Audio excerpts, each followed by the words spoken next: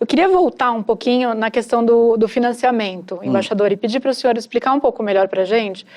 Há uma disputa, portanto, por recursos, por dinheiro para financiar o que se chama de transição energética, essa mudança de uma economia baseada em combustíveis fósseis, poluentes, para uma economia aí, centrada em energia verde, energia não poluente. Né?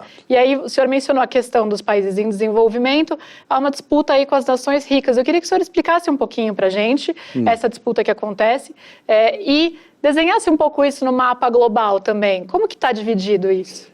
Pois é, porque você sabe que a Convenção do Clima, quando foi assinada no Rio de Janeiro, tinha um elemento muito marcante de você dividir o mundo, na verdade, em 3 categorias de países. Como tinha acabado de acontecer a queda do comunismo, né, a partir de 89, a Convenção de 92...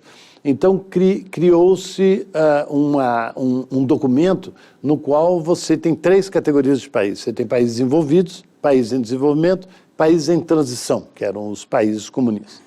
Mas, na realidade, com o tempo, você acabou tendo uma divisão entre 2, países em desenvolvimento e países em transição. Países em desenvolvimento e países envolvidos.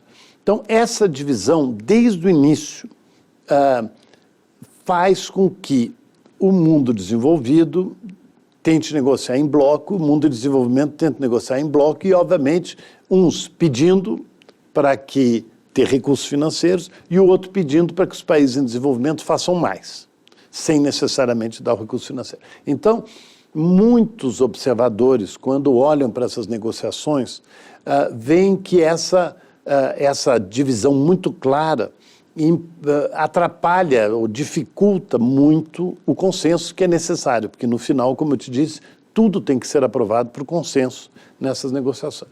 Então, essa divisão que a gente chamaria de norte-sul é muito forte e ela é baseada num princípio da Convenção do Clima, que é as responsabilidades comuns, porém diferenciadas, ou seja, todos os países reconhecem que tem responsabilidades com relação à mudança do clima, mas ela é diferenciada principalmente pela responsabilidade histórica dos países ricos. Então, os países ricos estão emitindo desde o século XVIII, desde o começo da Revolução Industrial. Emitindo poluentes, gases poluentes. Pois é, tem uma diferença entre poluição e emissão, né? Porque a poluição é uma coisa muito mais visível, e as emissões são mais ou menos invisíveis e é o que afeta a mudança do clima. Mas, em geral, elas estão juntas. Aliás, muitos países resolvem a poluição, mas não resolvem as emissões. Mas isso é uma outra discussão. Mas, então, com essa divisão entre países envolvidos e em desenvolvimento, você está sempre nessa disputa durante as reuniões. E o que acontece? É que essas responsabilidades diferenciadas foram muito questionadas por países envolvidos, porque essas listas foram feitas em 92. E eles alegam que vários dos países que estão entre os países em desenvolvimento já são países médios avançados e que também deveriam ter mais obrigações. Isso é uma das maiores discussões nos últimos anos. Quais países, por exemplo? Não, você pega, por exemplo, a Arábia Saudita, a China, alguns botam até o Brasil, Singapura, são países que estão dentro da lista dos países em desenvolvimento. Mas o que acontece é que se essa reclamação viesse dos países ricos, que tivessem cumprido com as suas obrigações e tivessem pedido para outros se juntarem, seria uma coisa que você poderia até dizer, tá. Mas a verdade é que os países ricos não cumpriram com as suas obrigações, mas agora querem que os países médios e grandes em desenvolvimento quase que se substituam a eles nessas obrigações. E isso daí é que realmente o mundo em desenvolvimento, obviamente, não aceita. Então, essa disputa é muito profunda e, às vezes, muitas pessoas, quando observam as negociações, ficam exasperadas, porque não entendem muito bem essa dinâmica.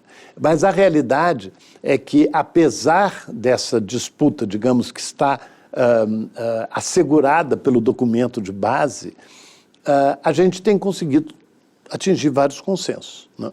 Agora, a questão financeira, muito claramente, a Convenção do Clima coloca que são os países ricos que devem transferir dinheiro para os países em desenvolvimento.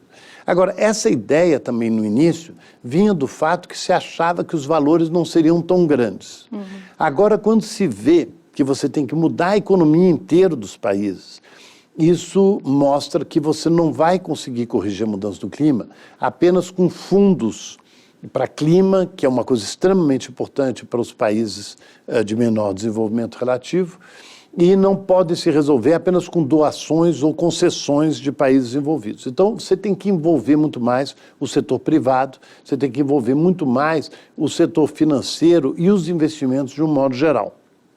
E eu acho que essa é a direção que o financiamento tem que tomar, e é essa direção que pode permitir que a gente encontre resultados para os valores imensos que são necessários. Porque você viu que agora está se falando em 1,3 trilhão de dólares. Por ano, é isso? Por ano, a partir de 2035. Para financiar essa mudança climática, essa transição energética no mundo todo. Exatamente, para financiar a transição.